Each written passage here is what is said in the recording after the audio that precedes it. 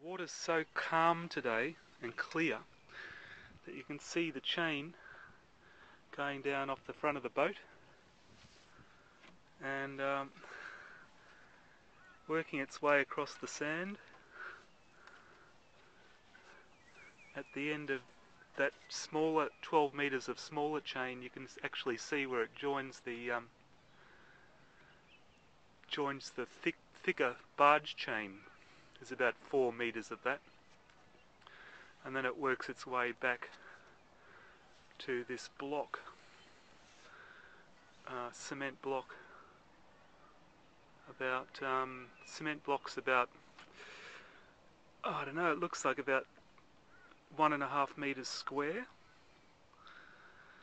and it weighs, I think, about 1.5 tonne. So the idea is that it's tested for like pretty much up to 80 knots. Around about 60, they reckon 60 knots, the barge chain starts to ease out of the sand a bit, out of the mud down there. And then 80 knots it'll be pulling on the concrete block, I suppose. But the concrete block's pretty well embedded in the sand. So, yeah, basically they said they haven't lost, the guys that put this in at Pelican Slipways said they haven't lost a boat off one of these moorings yet. So here's hoping. This is an 8-tonne steel boat, so I don't know. Oh, look at the fish coming through. This is stunning. Thousands of bait fish. Step 1 of the process prior to sandblasting is to mark the waterline off using indelible ink initially and a float. And so what you do is you get a bit of foam, something like this, with a mark on it where the waterline is. You pick a morning which is quite calm, and then make your way steadfastly around the boat, making sure that initially that the whole boat is just balanced. I've had to hang the boom over one side just to make sure it's nice and even. That's it over there. And so then you go around and you mark all the little spots every couple of feet with indelible ink. And then what we do is we sandblast up to that point. That's where is the extent of the sandblasting. And then they work a pinstripe down from that spot. A pinstripe maybe about 6 centimetres or something like that, down from that spot, a red pinstripe. And then there's a little bit of white, and then the black waterline again.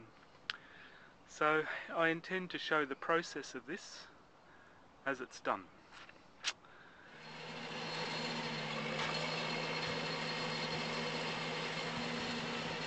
Getting the boat lifted with this new gadget that it's hard to explain really.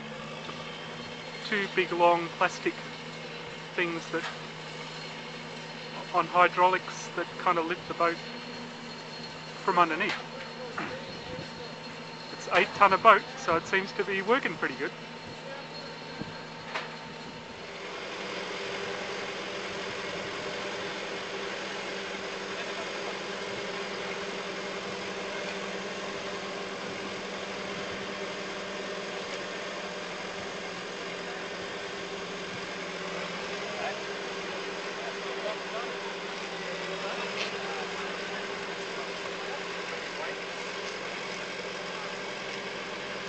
There she goes. Here we are prior to sandblasting. I've lowered the mast onto the resting on the bowsprit, or me and 3 other guys. Two of us at the back with winches letting it down, and another couple of guys at the front catching it. And then we're putting up all the cardboard, and then tarps go and attach to that cardboard. The sandblaster sandblasts up to this line, and then we work backwards by bringing a pinstripe down about that much with a white gap, and then the black. So she's tomorrow morning that happens. That's a big day. We've got the sandblaster's already put his some of his gear here, so he's going to get going at 6:30 tomorrow, which will be big. But you can see by the paint, the reason we have to do this every 10 years is the anti-foul just fills up and gets quite thick, and then just basically starts to fall off. Every time you bring the boat out, you get more of this stuff sort of just falling off the side, so that you have to go back to metal once every 10 years. Here's the sand that's going to be used, and that gets sprayed. It's very coarse sand. It gets sprayed through this machine, I suppose, through the hose and out the back.